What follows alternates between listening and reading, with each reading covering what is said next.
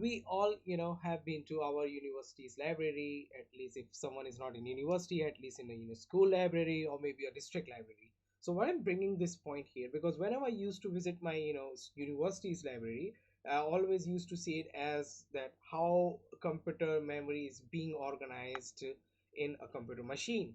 And by organized, I mean it's not a physical division that they have done into the computer researchers have done it, that in in the physical space of the computer, but what they did is that they have segregated into a logical way. Same goes with how a building is being designed, but the library is kind of is being made in a way so that you can change a certain amount of the space with. So if you need more, if you started having more books in a particular area of the library, you can maybe increase the space of that physical limit over there. So let's try to see it from a drawing which I draw. And usually what the design was my university's library is that there was one section where there is fixed amount of books were there, there is fixed stacks were there for the books, and one space was there which is like quite big and spacious. You can go and sit and like read anything you want. You can even bring your own thing over there, so it's a pretty dynamic area. And one side is a pretty static in its own nature. So let's try to see it through the drawing which I drew. And that's somewhat like, if I started explaining that how the university's library was mine. Let me select a pen. Hopefully it's been selected. Yeah. So this was the entrance here. And you know what is going on, man? Okay, now it's fine. So that was the entrance of my library. Okay. And over there, what is the main thing which is at the very beginning of a library is a security check post here. So there was a security here, and in that security, what these guys used to do is they just validate that whoever is entering into the library and whoever is leaving, are they valid or not. The guys who were leaving, are they not having any unsolicited item, maybe an unchecked book or anything from inside the library. And whoever is entering has a valid identity card, or is being into the part of the university or not. If they are not, so they need to have maintain an entry that who has entered into the library. So you can think of yourself as a program in a computer sense. Okay, so I hopefully that this is being watchable. Like, I think this color is fine. Yeah. So you can think of yourself as a program for now, and for entrance purpose, you can think this entire university as an operating system. Okay, the operating system right here. So university is an operating system where there is programs are running, programs being validated, are they valid or not is also being tested. But to access a memory, there is a security check is always being made. Same goes with every program. So any program which wants to access a particular memory, the operating system or the security part wants to make sure that whoever is accessing memory, is it valid or not. And this is exactly what virus and Trojan horse is. What is wrong with this, man? Microsoft tool, come on. So what viruses or the Trojan horses do is, Trojan, come on, can I write? The Trojan horses do, they kind of either do a fake identity, or they try to access the memory without bypassing the security. So this is what exactly these sort of programs do in a university campus or in your machine. So after reaching the entrance and after getting passed through the security check, what was there here is kind of it's like a control area of this entire memory, or if I say the library. So there was some machines were here, and like 2 to 3 or maybe 4 people used to sit here. And if you want to, if you ask them anything about the library, like even if there is a water point over there to drink some water, or what could be the possible area where this book you can find, or where this particular magazine I could find, they could pinpoint you over there, like you can go over there, you can go over there. Now for our this in scenario of, like in this scenario of library, you could think of this spaces like that. So they kind of pointing it, and that pointing actually means something in memory. In memory, to access any area, any area in time memory. Memory is being divided into like sectors, then disk, then cells. You can think of this like this. So a particular area is having either 1 or 0 or any combination of both of these two. So it's a long list. And these guys, points like where this memory is being started, where is a particular data is. So these guys are like that. Now two areas are there. I actually already told you that there is one area which is kind of dynamic, spacious. You can bring your own thing, you can do your stuff. Maybe you can pick anything from there, any magazine. So this area was there. It's called the reading section over there. Okay, so what it was composed of, can I write at least? reading. Oh yeah, oh, okay, I just forgot this word. So this is this reading area, and these were like the two big tables you can think, and you could sit over here.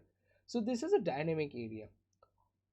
There were books stacked all around this area, and you can pick any book you want, you can use any resource you want, you can even bring your own resources, you can bring 20 peoples. So this area is pretty dynamic. You just went in your library, you met one of your friend, and maybe that friend is also having three more friends. So what you decided, now 3 plus 4 and you becomes 5. So what you decided, hey, like let's sit over here. So you just went over there and just sit, because this is a spacious area. You can go and do whatever you want. You were 5, maybe you be 10, and you decide whether you want to read something or just want to have some chit chat over there.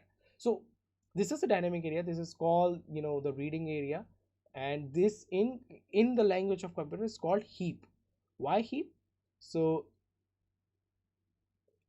heap means a area, a heap, like a collection, just a dump over there. You can dump everything over there, and still doesn't even make any uh, change to anything. I mean, it has no impact on it, although there is a limit to heap too, because this is also a finite room. This also has a limit, but it has a pretty quite large limit as compared to this stack section. Now this stack section is quite a bit different. A stack section is consist of stacks, bookshelves, and each bookshelves having book, and these books are always gonna be defined books, or fixed. So the position of these books are going to be fixed. There is a fixed limit. You can only put few amount of books over here. So what happens in programming, if you have a decent amount of idea that your program is going to be consist of, it's gonna consume this much of memory, or maybe you have a very fixed amount of program, like an think of this in a way like an ATM program, the where you withdraw some cash. So in that program, what is the thing which makes it quite not so dynamic but static, because it's have fixed operations. Either you can withdraw the money, either you can maybe some machines you can also you know insert some money so that it can store the money. Also you can want to put cash if you have like surplus of cash. So these sort of fixed operations are there. So you can that a fixed amount of memory is going to be used, it's not going to exceed a certain limit. So in those cases what happen is that the program execution allows a stack, and it started putting all these memory elements whatever it's being assigned. So that area is like that stack section. And dynamic area is somewhat like as I told you that you met your maybe 4 friends, 5 or 10 or 20. It's all unknown. You just don't know, you have no idea that how much you're gonna spend time over there. Maybe you're just gonna sit a little longer, maybe how many people are gonna over there, what you want to read, you haven't even decided yet, you just don't know.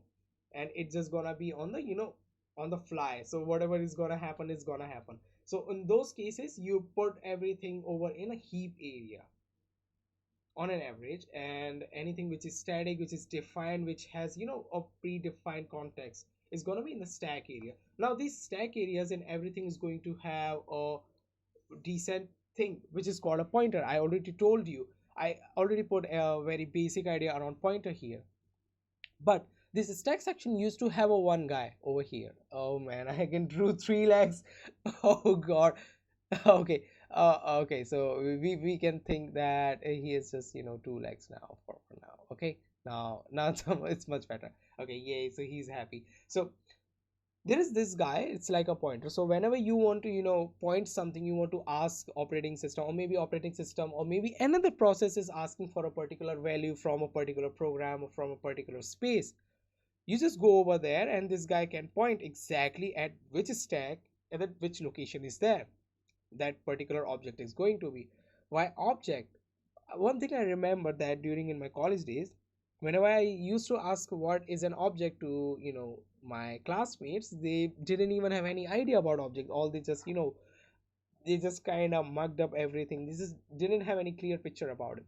Object is basically a physical defined memory place where is value is being set by a program, or the value is going to be set by a program. Okay, so that place is already being kind of reserved, so a program might have inserted a value here. For example, a 12 is there. So this is an object right now. It's consisting of a value which we kind of have an idea. It's not a garbage. Usually memory is consist of garbage. A garbage means like it could be anything. So whenever you do any sort of operation, what happens is that anything which you, for example, you want to take an input of 12 from a user. So once you took the input from of 12 from a terminal, from an input source, it is going to be override from the go it's gonna be override over this place. Okay, so that's how this memory works. That's what an object is also. So this 12 is being inserted here. The heap area is dynamic, it's spacious. You can have like you can pull a really large amount of memory. You can set even 20 people, maybe 40 peoples, because you just don't know. You can go and do whatever you want. You can read whichever book you want to read. Over here you can only read a certain amount of book, you can only borrow certain amount of book, you can only take you can only place a certain amount of book in this area. And over here also there is a guy, you can think of him like a pointer too. So whenever you want a particular magazine, because there were like every sort of book over there, I remember in my university. So whenever I want a particular sort of maybe a notes, there were notes also there, quite old notes over there, around 20 years old notes I came across there. And so you can ask this guy, hey, where is this thing is located, and he could point like, hey, you can go over there, over into the second shelf in that particular area, you can find this thing over there. So this is also how pointers work in memory. This is exactly, and this is what an object is. That's how a logically a memory is being divided. It is not the case that memory is divided physically. Your the university's library is fixed, the boundaries are fixed, but within that you can change it. It could be temporary, it could be a temporary arrangement. So you need more space, maybe it's like a trade-off. You want to create a little bit more of a stack area, but you want to reduce the heap area. It's up to you, it's up to the architect designer, like how they want it to organize the memory, because it's itself in such a big field. So this is what memory is. It's a very crucial concept for before even understanding a programming, or before even getting starting with any programming language, or any sort of creating any programming stuff. So memory is done. Next part is gonna be your functions, and we'll see what function is. And yeah, one thing is that this machine is quite slow. My gaming rig just got bricked, and it hasn't been fully, I think, being repaired. It's still at the service station, so I have to use this my old machine, so I'm working on it. And in the next part we're gonna see what functions are, and we'll also start with programming, and with the data structures and algorithm part. It's been like quite long.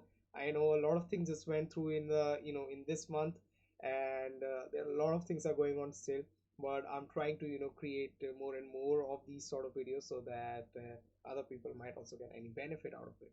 So that's for this video, and I have to stop this with